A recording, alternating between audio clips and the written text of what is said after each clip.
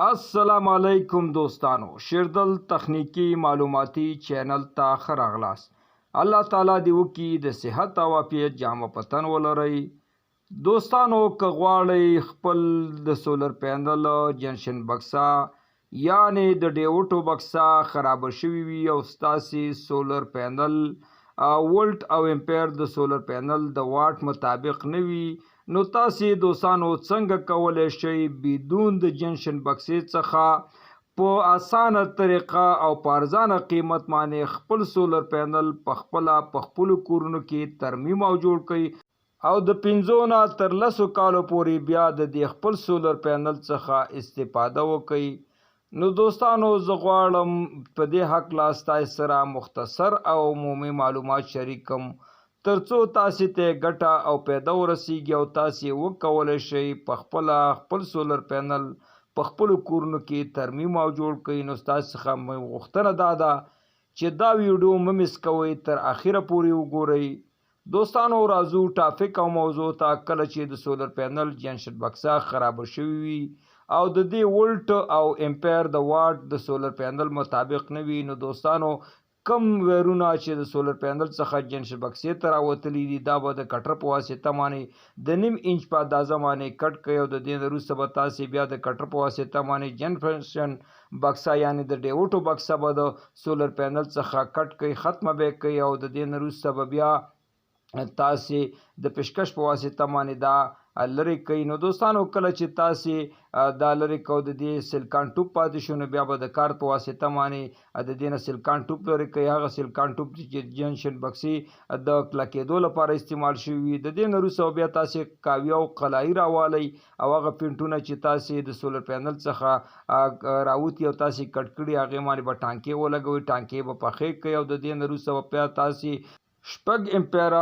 ډیوټې راوالئ. دوستانو، د دې دپاره به کریکشن د ډیوټو سیریز کوئ. هر ډیوټ انوډ او کیټوډ طرف لري. یو طرف ته دوستانو مثبت ویل کیږي او بل ته منفي ویل کیږي. د ډیوټ په سر کې چې سپینه لیکه ده هغه مثبت دی دوستانو، شاته چې کوم تور سیستم دی دا منفي دی. نو دوستانو، موږ چې کله سولر پینل ته کنیکشن ورکوو، نو کله چې موږ سولر پینل اخري طرف ته چې کوم پینډ دی دا مثبت دی او چپ طرف ته دوستانو کوم چې اخري پینډ دی دا منفي دی. نو تاسې به د ډیوټ مثبت او منفي ته کنیکشن کوي. نو دوستانو، دلته تاسې د دې سولر پینل څخه 4 تارونه راوتلي دي. دوستانو، تاسې کولی شئ چې دې ته 4 دانې ډیوټې ولګوئ، یا تاسې کولی شئ دوستانو چې کله سپیس فاصله زیاته وي دې ته 15 دانې ډیوټې ولګوئ او سیریز کنیکشن یې کوئ.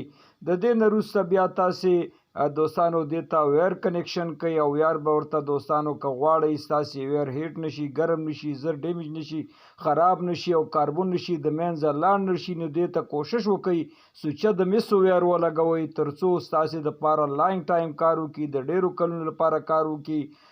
او د ټانکې دوستانو باید دې ته پخې ولګوئ. عموما د سولر پینلو دپاره د ویرینګ کوډ چې دی د سولر پینل د پازیټیو لپاره سور ویر انتخاب شوی دی او د نیګیټیو لپاره د منفي لپاره دوستانو دا بلیک تور انتخاب شوی دی. نو موږ سره اوس دغه کلرونه موجود نه دي، نو موږ دلته زیړ او تور ویر چې دی دا ورته نصب او کنیکشن کوو. زیړ د مثبت دپاره او تور چې دی دوستانو د منفي لپاره.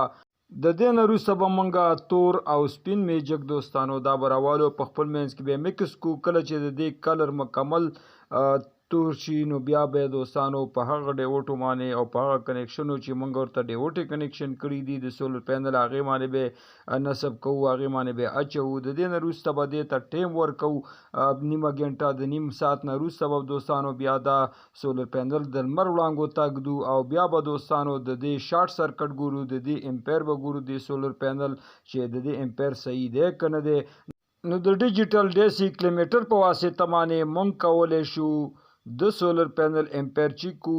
دوستانو، راځو ټیسټ او عملی طریقې ته. نو سولر پینل موږ د لمر وړانګو ته کېښودو. اوس د دې امپیر ګورو. نو د ډیجیټل کلیمیټر په سکرین باندې دوستانو موږ ته شو کوي 15.4 امپیره. نو زموږ سولر پینل دوستانو د کار او فعالیت لپاره بالکل آماده دی او زموږ چې کومې ډیوټې نصب کړي بالکل صحیح دي. دوستانو، زموږ د نن ورځې ټاپک او موضوع همدومره وه. ستاسو توجه نه یو نړۍ مننه. السلام علیکم.